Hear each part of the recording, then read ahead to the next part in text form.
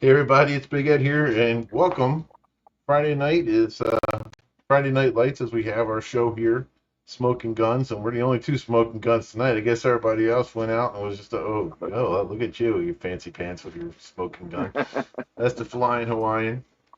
And tonight we're gonna talk a little bit about some things. I mean, one thing that was interesting today, we talk about the Eagles, and they introduced their new Hall of Fame inductees this year. One of them being Bucko Kilroy. Now, Bucko Kilroy, that's a name from the past. I mean, 30s, 40s. We obviously we never saw Bucko Kilroy play, but I heard he was just amazing.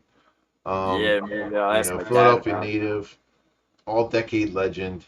He did on both sides of the field, and Respect to pivotal those guys. defensive leader. Blah blah blah. What's that? Respect to those guys. Yeah, definitely. But the other player, Malcolm Jenkins, we all know well. Yeah. And I'm just going to get your read on what you thought and think about Malcolm Jenkins as an Eagle. And obviously he did some great things, especially with the Super Bowl and whatnot. But what do you think?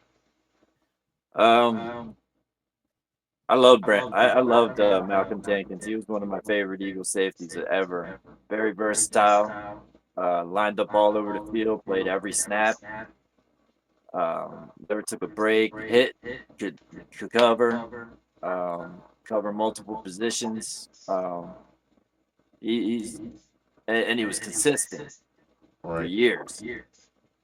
Yeah, still remember that hit you put on Brandon Cooks during the Super Oh Bowl, man. yeah. That just set the tone right there. That Too just bad he came Brandon Cooks across the don't field. remember it. Oh yeah, I'm sure he might not remember it. That's right. So just watching him, the one thing I liked about Jenkins too, he was a leader. I felt that he was definitely a defensive leader in a team that was dying for any sort of leadership on the field for a long time. He brought that Yeah, sense of leadership. They did yeah, respect him as a player and as a leader and getting people in the right position.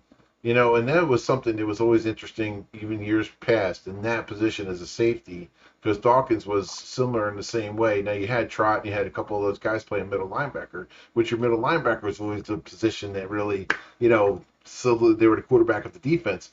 But in the Eagles, for years, you got guys like Dawkins, you got guys like Jenkins, and they just came across as like, hey, look, I'm the team captain of this. I'm the guy. I'm going to get you in the right position too. I don't know if you yeah, felt the same way, but I definitely saw that. yeah. He Yeah, was definitely a leader, and it was he was kind of hard to replace.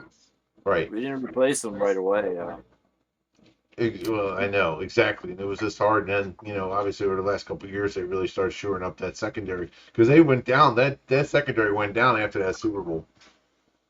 Yeah, They tried to fill in some of the gaps with some of those younger guys, but they just didn't. They just never came along. And then now all of a sudden, they yeah. got some real good guys. So, They lost what's his name? The other guy that played for the Saints, oh Robinson. yeah, and then also they tried. Well, I don't know if it was before or after Jenkins, but Nnamdi Asomugha, they tried to get that corner from the Raiders, and Uh, he was a huge bust for the Eagles. Everybody was that so excited when he was that coming was here. awful, man. It was probably one of the biggest busts next to Sean Bradley for me. I, I was Some I of was his just reading about Namdi. He's an actor now. Oh really? Um, Yeah, he was an Pretty actor with good the one too. Eagles. He's married to Carey Washington. Oh, okay. Yeah, Well, so he pretended to be an Eagle when he was here. So that's yeah. why. Right. Byron Um, Maxwell. let's talk about Howie Roseman. They said he reveals the behind-the-scenes to the AJ Brown trade story. He recently unveiled the dramatic backstage negotiations that nearly derailed the trade that brought superstar AJ Brown to Philadelphia in 2022, a move now regarded as pivotal to the team's championship trajectory. I remember I was listening to Ike Reese, and was it Hugh or Ike? I think it was Ike. It was on the radio, and it was amazing to hear. When nobody was expecting it. Nobody expected AJ Brown to come to the Eagles. So that was like such a shock. I don't know if you remember that moment, but that was like unbelievable when Yeah, they got him. It was like wow. that was Yeah. that was a fleece, man. How he Yeah, fleeced Tennessee big time. I I know. think Tennessee ended up firing their general manager after that. Yeah, I mean, look, he's the guy that brought so much. He brings so much to the city, and he plays hard, provides some sort of leadership, even though there's some things he did that people question. But I'll tell you what, he's really showed that he really wants to be a part of this team, and he's doing a Yeah. great job there. Okay. I wanted to ask you this question, okay? Because I know fantasy football's huge, right? Fantasy football's huge. People spend buku bucks. They have their team. They have, their league. It becomes almost like a party within a party now. I mean, it's been like that for years now, right? But I don't Yeah. know if you remember back in the day before fantasy football. And football was a team sport. It still is a team sport. But do Yes. you think, so my question to you is, do you think now, and anybody wants to chime in, please put it in the comments below. Do you think fantasy football has actually hurt the team sport of football? Man, that's a good question. I I think it's done a little bit of both. You know what I mean? It's hurt the game where it makes everything about statistics instead of just winning. You know what I mean? It makes it an individual sport. Right. Um, but at the same time, it gets people more involved. You know what I mean? You got you got kids playing fantasy football. You know, nowadays, and they're Yeah. learning about the players, and they're learning what stats are. You know what I mean? So I mean, on the mathematics perspective, if you're a math teacher, it actually would be great to teach on statistics and whatnot. yeah, But everything's pretty much done for you. But I think it's really hurt the game.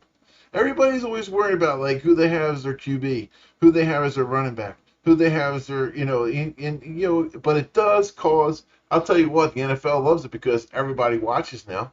If you have a fantasy yeah, team, you're watching more games. You're not just watching your team. But yeah, I think as a purist, a pure fan perspective of somebody, and somebody that's played the game, and that was in lineman. So offensive lineman, we were always a team guy anyway first.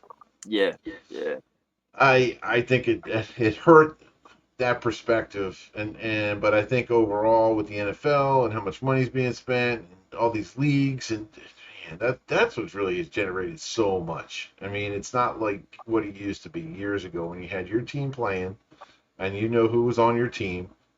yeah, There was no free agency before like the whole Reggie White debacle back then. yeah, I yeah, mean, so I just feel like fantasy football. If you lived prior to the fantasy football, which that definitely dates me, okay. yeah, I think football was a lot more fun because you knew it was on your team. You were excited about Sunday. You would watch your team, and that whole sense of provincial. But I think also see the other side of this where fantasy football opened up so much, and so many people now are betting and watching, yeah. and people that weren't involved before are now It's involved. got So it's gotten big on advertising, oh yeah, big time. everything. It's Oh, big generated a time. lot of money into the league. Yeah, I mean, look, you got FanDuel, you got all these other sites. They're just right It's big now. money, Yeah, big big money. money, big money. The sports betting. I mean, they bet on the craziest things too. I mean, Yeah. See, like I can't do it, man. Like I can't root for like when I do play fantasy football, I got like these rules, that I live by. Like, um, I will try to draft as many Eagles as I can. right. That's just me, especially if the Yeah, league yeah, is yeah. new. You know what I mean? Well, that's like me Um, with the field of 64 in college basketball. I mean, yeah, with that, as I always pick Maryland every year. One year I was right. yeah. Bet with your heart, right? Yeah, exactly. Yeah, Um, it's the same thing. like I don't draft any Cowboys because Yeah, well, you're. I refuse to root for Yeah, 'em. you can't root Well, for the the Cow. first year I ever played uh fantasy football was like back in the '90s, and back when we were using notebooks, Oh yeah. and newspapers and everything. Oh yeah, yeah. The And the Stone Ages. magazines. Yeah, and I drafted Troy Aikman, Oh wow. and his stats Yeah, were that was back in horrible. '95. Or no, it's earlier than that. That was like '92. Yeah, I think I drafted him more towards where he was like concussion Troy, like near the end. Oh, okay, okay. And I he was had the doing draft in. absolutely nothing. Like I just didn't Right. know what I was doing. You know what I mean? I had a couple of good receivers. I had Eric Molds and Jimmy Jackson. Remember Right. him from Yep. Jacksonville? Yep. Or Jimmy Smith. I'm sorry, Jimmy Smith. Jimmy Smith. Yeah. Jimmy Jackson Yeah, played for the yeah, Eagles, but I yeah. knew who you Those were are my talking two about. receivers. Those were good times, man. Yeah. Yeah, I Because remember the like. Eagles weren't really doing anything, so Well, I know, it was and good to that's why play Wing Bowl fantasy was so football. big back then too. I mean, Yeah, people were so excited about the Wing Bowl because the Eagles were never in the Super Bowl. That's the reason yeah, why. And so yeah, we were more exciting about the debauchery happening at the wing at the Spectrum at the time, or whatever yeah. the Wells Fargo Center then. Were You those know, so it's just The Norman Brayman years and the early Jeff Lurie years? oh Where God, Bremen, he was the worst. the early Jeff Lurie years were pretty bad too. Like No, you know, yeah, but the thing is about Laurie. I mean, he learned, and yes, I'm telling you, that guy is the best owner in Philadelphia history. I agree. I I wholeheartedly think agree. overall he demands excellence, but he does it in a way where he trusts his people, and that's a Yes, great form of leadership because he puts people in the right position, and yeah, he's really he took that mindset and the systems that he created were and that, awesome, and he took a play out of New England's playbook, right, yeah. for What reloading and reloading, but Howie's like mastered it to be honest. I love their relationship, Howie and Jeff. Like I remember a few years ago when Howie was drafting like guys like who was the first Jalen Rager, the wide Yeah, they receiver, got you know, the Rager and they didn't bus, pick. and Yeah, the other guy they skipped over Metcalf. I forget his name, the big guy from Cal. yeah, DK Um, Metcalf. yeah, the guy the Eagles drafted over him. Yeah, Um, Rager. no, there was another receiver too. He was a tall. Oh, JJ Ortega Whiteside or whatever Yes, his name. Yeah, yes, yeah. yes. So people were like talking about like well, should they fire Howie? I'm like, Lurie's never gonna fire Howie. Howie's like, Lurie's like little brother. You know what I mean? Like that's like Well, firing your best friend. You know what I mean? It's not gonna happen. Like the closest that ever came to like diminishing him is when Chip Kelly was in the office. Chip yeah, Kelly was the coach. You know, yeah. See, he wanted to have, and then he realized the error of his ways by having Kelly doing the draft. yeah, Even though some of Kelly draft choices were not horrible for sure, but yeah. A couple of them: Zach Ertz, Lane Johnson. right, that's what I'm saying. So that's what I Yeah, mean. They're all pro players. So, yeah. but the problem with Chip Kelly, he had difficulty adjusting to the pro game, and talking to pro players, the way that he spoke to them, this Charlie College stuff was not going to work. You know, Yeah, he had his he had his mindset a certain sort of way. He's a good college coach, and there's a difference between a good college coach and a good pro coach. yeah, And just yeah, and it's more with that is more demeanor and a mindset than the college. Like a college coach, you could do the rah rah shish boom bah. But I don't know. It's interesting now because of yeah. the NIL money. Like how much money and kids are like making millions of dollars. Crazy man. Right? I mean, like high school kids, college kids, everybody's getting paid we because got we got and I think that opens up the door to a slippery slope. It's going to be interesting to see what the league looks like in a couple of years. I wouldn't say like next 5 years would be normal, but in the next 5 to 10, 15 years from now, when these other kids are coming up, they're making millions of dollars in college. What's going to be the incentive for the NFL? That's the question of the year right there. What's going to yeah. be the incentive for the NFL, and how much are they going to, you know, make and whatnot, and how Well, much is enough? well, I really don't follow college football that much anymore. How does it work with them? Do they have a hard cap or anything like that, No, or so basically teams? NIL money there is no limitation on the NIL money. They can get Wow. sponsorships and stuff like this. I don't know the So ins and so a outs bigger school can 110%. like just bigger school could just pay the best player, Well, that's the thing. That's why. But I believe I have to look like at the they always stipulations. Let have. me get back to you on that because I don't want to misrepresent myself. But I know Yeah, that yeah, these guys are making millions of dollars. Shador Sanders and whatnot. All those guys made a lot of money. They had advertising. They were you got high school kids now on there. Talking about which school they're going to, and then they get money. So then there's just ways of it's creative. It's become a business. Football is such a business. It's not even funny. But yeah. it should Some be. kids It's just can't definitely handle interesting. it. Yeah, absolutely. It's how you handle it. So, let's see. Well, anything else for the order? What are you thinking?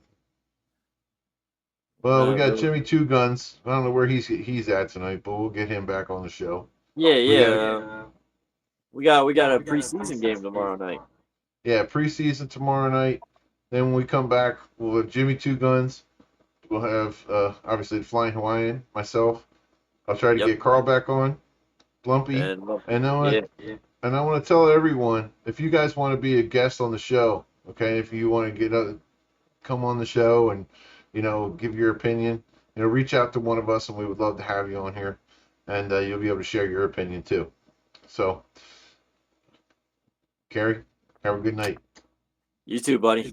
All Good right, show, man. we'll see you guys. Sure. All right, have a good Yep. night. All right.